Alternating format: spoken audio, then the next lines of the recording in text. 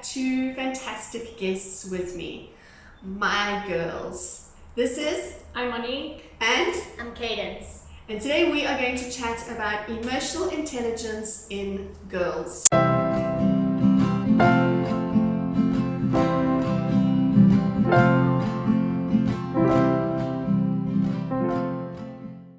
Welcome. Please don't forget to Like and subscribe And hit the notification bell. and comment down below. and comment down below. So today we are going to talk about emotional intelligence, what that looks like, and how my girls understand that. Cadence is 12, Monique is 20. So we have two different age groups with different viewpoints, and we're going to discuss how they understand emotions and how they deal with emotions. I am Michelle, I am your emotional resilience coach. Okay, so we are talking about how we deal with our emotions. Okay, Monique, part of emotional intelligence is being conscious of your emotions. What does that mean for you? Well, I think it's especially when you are feeling very overwhelmed, or you can feel that there are a lot of negative emotions. Perhaps you're irritable, or you're snapping at people. You can feel that there's something wrong. Sometimes you're not always aware of exactly what's wrong, so you have to remove yourself from the situation and sit with yourself and your thoughts and think, okay, there is something wrong. What am I feeling exactly? And first you've got to get down to what is the emotion. What am I feeling? Is it angry? Is it sad? Is it fear? And then once you have identified what it is, what the emotion is, you can think, what is the thought behind that emotion? And then you go, okay, I'm stressed about my exams, for instance. And then you think, okay, that's fear and irritability that's coming up because of it. And then once you've identified the thought, you can kind of work through it and self-soothe yourself to think of more positive thoughts so that your emotions are more positive and you can handle the situation a lot better. Okay, fantastic. So, Katie, we were chatting earlier. You were saying that you are feeling a little bit overwhelmed because you feel that you're not going to finish your work in time and everybody's going to be finished before you, and we're coming to the end of the year and you're still going to be doing your work. Tell us the thoughts, tell us the feelings that put you in overwhelm. Probably embarrassment. Okay. That is a great identification. So you were feeling embarrassed, everybody else is going to be finished before you and you're still going to be working. And so what did you do with that feeling? How did you feel you were responding or reacting to that feeling of embarrassment? What happened? I got like a wave of emotions just came over me and I started crying. And then I started having fits of rage and I just basically I went to my room and I just cried and I thought to myself, what the heck is going on in my head? Okay, so you're realizing that something is happening in your mind, that there were thoughts that you need to identify. And for you, it's everybody's going to be finished and I'm still going to be working, and you got cross with yourself, right? You got frustrated with yourself. But is that useful? Does it help to get cross with yourself? No. No, it doesn't. Okay, so that is a thought and that is an emotion that is not useful. But being able to identify it is really important. It is the first step to acknowledge what is going on inside. What is it that I'm feeling? And as they both said, what is it that I am thinking? What is fueling these emotions at this time? All right, so self-awareness is huge. So the next step is self-regulation. What does self-regulation look like for you? I think to be able to manage your own emotions, so to be able to take yourself out of the situation that is perhaps escalating the emotions, and then identifying what it is and self-soothing. And I think instead of suppressing it and just trying to push through, you have to deal with what it is in the moment. Otherwise, when you keep suppressing it, you end up sobbing because your pen broke, when the actual issue is you don't feel prepared for an exam, or somebody was unkind or said something, and so you keep suppressing it and then you blow up over something very silly. Okay. So it's important to just manage the emotion as it comes, to identify it and to work through it. I think that's self-regulation. Yeah. Would we say that negative emotions, and the negative emotions don't feel great, but would we say that negative emotions are scary?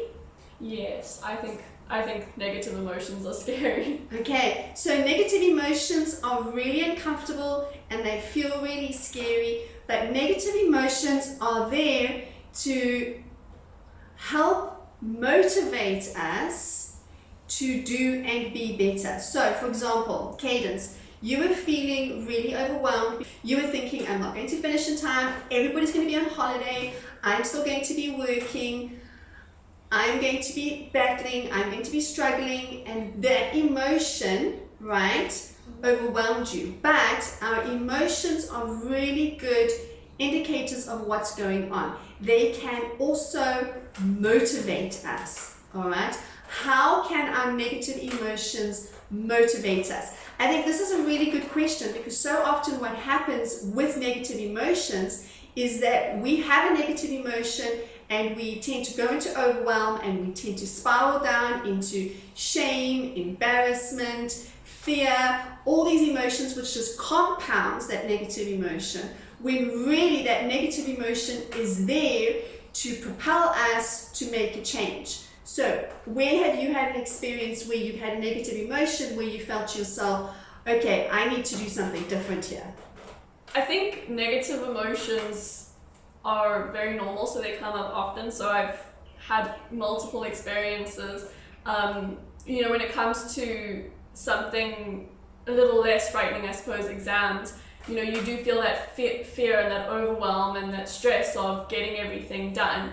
But instead of shutting down, you can sit down and realize that this is very important to you, and it's important that you work hard at it. And so instead of having that fear as a shutdown, you go, okay, I'm not going to be afraid of this. Instead, I'm going to realize the importance of this and motivate myself and to study to get the good grades.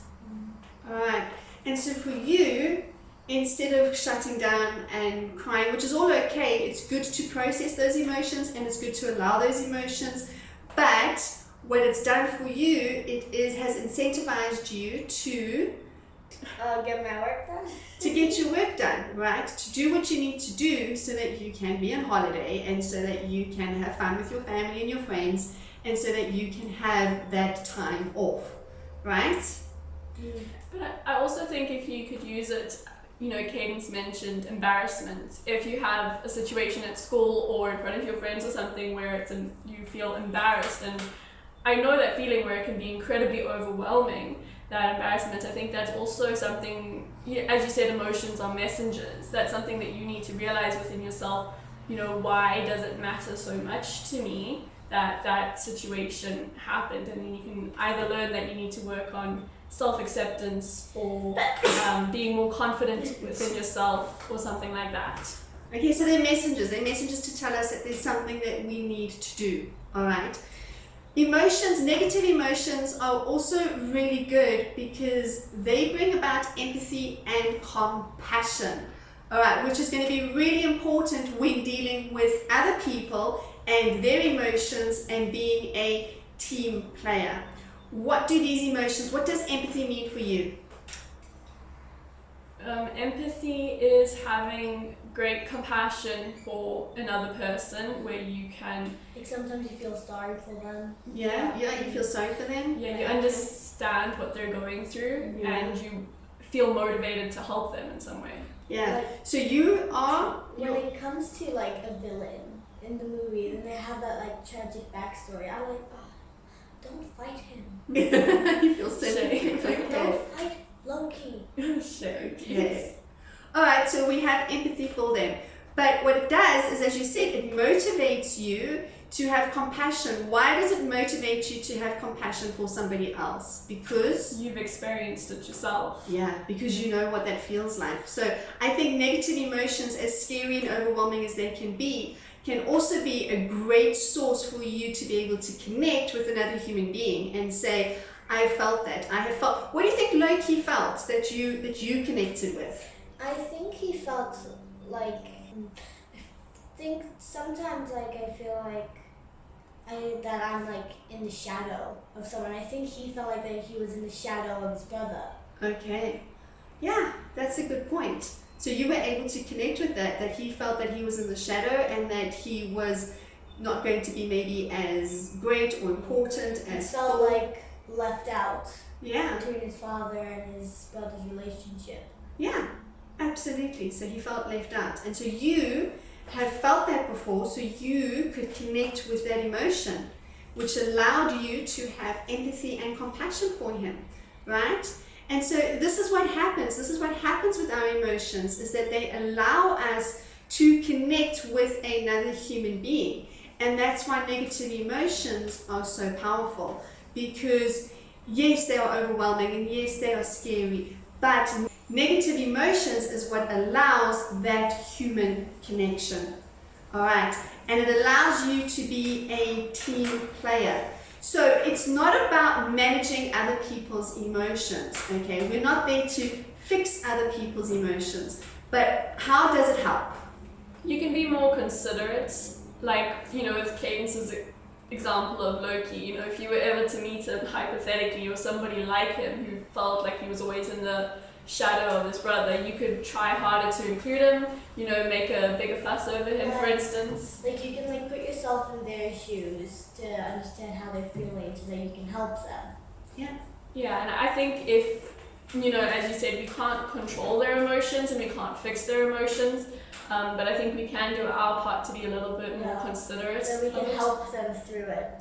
Yeah. Maybe we can help them through it. We can be compassionate, we can be loving, we can be gentle, we can be kinder, we can go that extra mile with somebody who is battling, because we know what it feels like to battle like that, because we have perhaps battled with similar emotions ourselves. And so how do you think that that allows you to become a good team player? How do you think that would work in school projects, varsity projects, work one day, even within a family? How does that help you become a team player?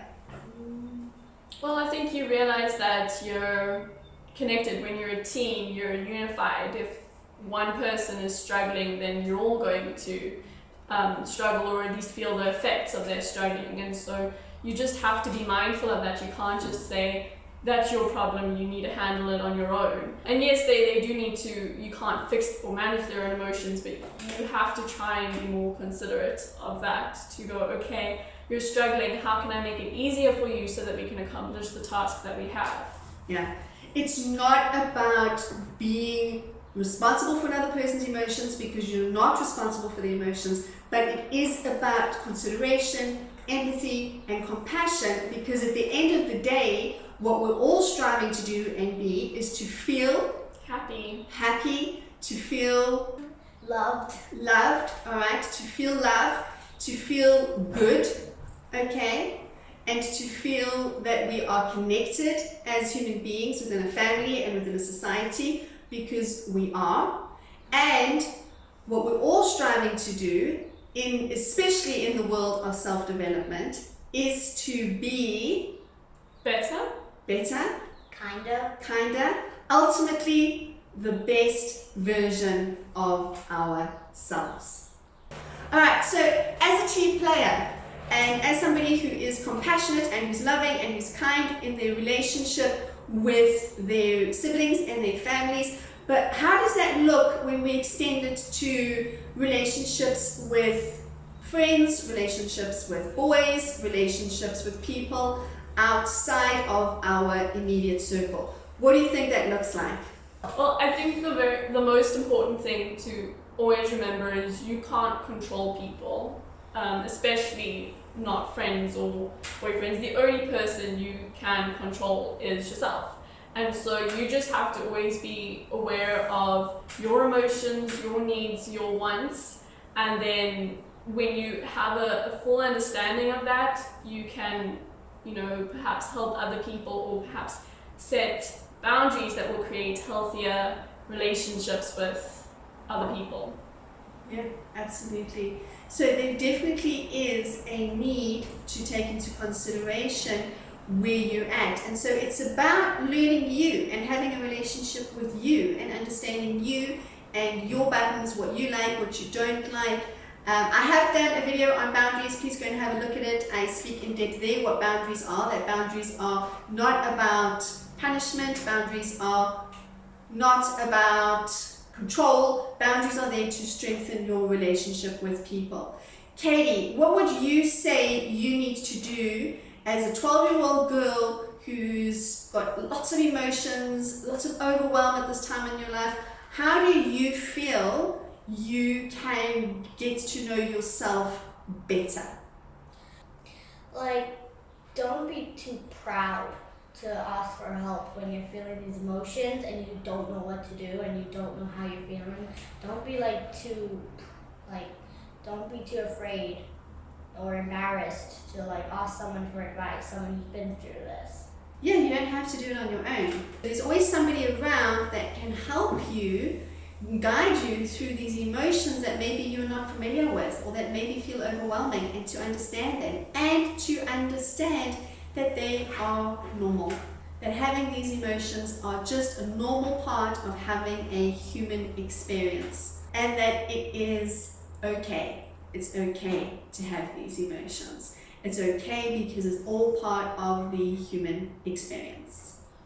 So, thank you for joining us today on our quick interview on emotional intelligence and girls. Please don't forget to Leave a like, A comment, and subscribe and ring and hit that that notification notification bell.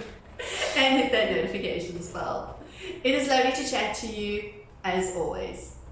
Stay blessed.